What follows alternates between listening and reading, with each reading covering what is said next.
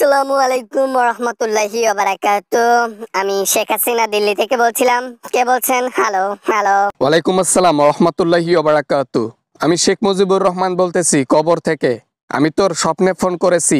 মা, তুই যা করতেছিস ভুল করতেছিস, বারবার সতর্ক করতেছি তোকে, বুঝিস কিন্তু। বাবা তুমি আরে বারবার আমাকে স্বপ্নে বিরক্ত করিও না তো, বারবার আমাকে সান্ত্বনা দিও না। বাংলাদেশের মানুষ যেভাবে আমাকে লাথি দিয়ে বের করে দিছে, এটার প্রতিশোধ যতক্ষণ পর্যন্ত আমি নেই নাই অতক্ষণ পর্যন্ত আমি শান্ত হব না। তোমার মেয়ে বলে কথা। অচিরে মরবি, অচিরে মরবি, ভয়াবহভাবে মরবি, জনগণের হাতে মরবি। মনে রাখবি, জনগণকে খাইতে গেলে জনগণ ছাড় দেবে না। 17 বছর খাইছিস, মনে থাকে না? মনে আসে না একটা বারো জনগণকে কিভাবে কি করলি? 17 বছর খাইছি, আরো খাইতাম। আমাকে খাইতে কেন দিল না? টাকা পয়সার অভাব কেন এখন আমার? আমি কেন টাকা পয়সা নাড়তে পারতেছি না? হাজার হাজার কোটি টাকা নাড়াচাড়া করতাম, এখন কেন পারি না? আমার ক্ষমতা লাগবে, ক্ষমতা চাই। ক্ষমতা ক্ষমতা করে করে নিজের জীবনটা আমি হারাইছি, সাথে পরিবারের জীবনটাও হারাইছি। তুইও এরকম শুরু করে দিলি? হ্যাঁ, আমি না হয় ভুল করেছি, তুইও সেই ভুলটা করতেছিস। শেষ বয়সে এসে রাজনীতিতে আর দাস না মা। না, ওদেরকে আমি বুঝাই দেব যে আমি শেখ মুজিবুর রহমানের একমাত্র কন্যা, আমি শেখ হাসিনা। আমাকে আসলে যে আমার সাথে লাগতে আসে তাকে আমি ধ্বংস করে দেই। আমি এটা বোঝাতে যা করা লাগে করব আমি। তার পরিণতি তুই কালকে দেখেছিস, একটা অডিও তুই ইউটিউবে ছেড়েছিস। আর ইউটিউবে মানুষ শোনার পরে পরেই বাংলাদেশের মধ্যে যত বিল্ডিং আছে, যত আমাদের অফিস আদালত আছে, সবকিছু ভেঙে ছারকার করে দিল। তোকে বুঝতে হবে বাবা, তোকে বুঝতে হবে। তুই আমাকে বোঝাতে আসিস না বাবা, তোকে তোকে আগে বুঝতে হবে যে তুই কি করতেছিস। তুই আমাকে হেল্প করবি, স্বপ্নে এসে জ্ঞান দিবি কি করলে মানুষের ক্ষতি হবে, তা না করে ভালো ভালো জ্ঞান দিচ্ছিস। ভালো ভালো জ্ঞান আর সাধে দেই। এখানে আল্লাহ তাআলা আমার পিছনে বড় বড় বাস দিচ্ছে। কিসের জন্য জানিস?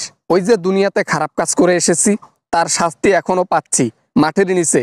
আমি চাই না তুই এই শাস্তিগুলো পাস। এই জন্য বলি যে তুই খারাপ কাজ করা থেকে বিরত থাক, নামাজ কালাম পর, ইসলামের পথে আয়। না করে তুই যেভাবে কাজ করতেছিস তাতে জাহান্নামের সার্টিফিকেট তুই দুনিয়া থেকে আনতেছিস।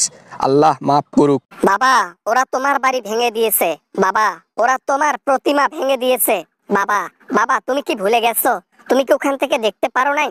তোমার বড় বড় মমিগুলো আমি কত টাকা দিয়ে আমি খরচ করে তৈরি করেছিলাম, ওরা সবকিছু ভেঙে গুড়ে ছারখার করে দিছে। এক একটা মমি বানাইতে 500-600 কোটি টাকা গেছে, সেগুলা পর্যন্ত ভেঙে চুরে ছারখার করে দিল তারা। জনগণ খুবই ভালো করেছে। ওই যে উপরে আমার জন্য মমি বানাইছিলি, উপরে আমার জন্য পাথরের মূর্তি বানাইছিলি, আমার ছবি দিয়ে মূর্তি বানানো হয়েছিল। আর সেই শাস্তিগুলো আমি মাটির নিচে পাইতাম, কষ্টে ছিলাম অনেক। এই 2024 সালে এসে সেই কষ্ট থেকে মুক্তি পাইলাম। এখন একটু আরাম লাগে, মূর্তি তো আর উপরে নাই, এজন্য কষ্ট একটু কম লাগে। কি বলো বাবা, তুমি কি সত্যি বলতেছো? হ্যাঁ, তুমি সত্যি বলতেছো? তোমার মূর্তি বানার কারণে তোমার মাঠের নিচে শাস্তি হচ্ছিল? হ্যাঁ, আমার তো জানা ছিল না। তাহলে তো আমি মূর্তিগুলো বানাইতাম না বাবা, ভুল করেছি আমি। শুধু কি একটা ভুল, আরো অনেক ভুল করেছিস, যা ভুলের মাসুল তোকে মাঠের নিচে দিতে হবে। জনগণের টাকা মেরে খেয়েছিস, ধন সম্পদ লুটে খেয়েছিস, গণহত্যা করেছিস, নিরীহ মানুষগুলাকে হত্যা করেছিস, নিরীহ মানুষগুলাকে জেলের মধ্যে বন্দি করে অযথা অযথা শাস্তি দিয়েছিস। এর প্রত্যেকটার জবাব তোকে মাঠের নিচে দিতে হবে। এজন্য বলি, যা করেছিস যথেষ্ট। এই শাস্তিগুলোই নিতে পারবি না মাঠের নিচে, আরো তো এখন করতেই চাচ্ছিস। এগুলা বলতেছি করিস না, বিরত থাক, বিরত থাক। বাবা আমি কি করব? টাকা পয়সা গুনে গুনে আমার অবিশ্বাস হয়েছে, টাকা পয়সার মধ্যে শুয়ে শুয়ে অবিশ্বাস হয়েছে, টাকা দিয়ে গোসল করি এটার একটা অবিশ্বাস হয়েছে। এগুলা না করতে পেরে আমি পাগল হয়ে যাচ্ছি বাবা। কি করব আমি, কি করব? যেদিন তো লং মার্চ হলো সেদিন তোকে জনগণ উপরে পাঠাই দিতে পারতো না? অবশ্যই পারতো। কেন তোকে পাঠাই দিল না? আল্লাহ তাআলা তোকে একবার সুযোগ দিল বাঁচার জন্য। তুই ভালো কাজ কর, ভালো কাজ কর। আমার সময় ঘনিয়ে এসেছে, ভালো থাকিস, গুড বাই। হ্যালো বাবা, বাবা, বাবা, হ্যালো। যেও না, যেও না, যেও না বাবা, যেও না বাবা, বাবা যেও না, যেও না বাবা। বাবা একটাবার কথা শোনো বাবা। ঘুমটা ভেঙে গেল।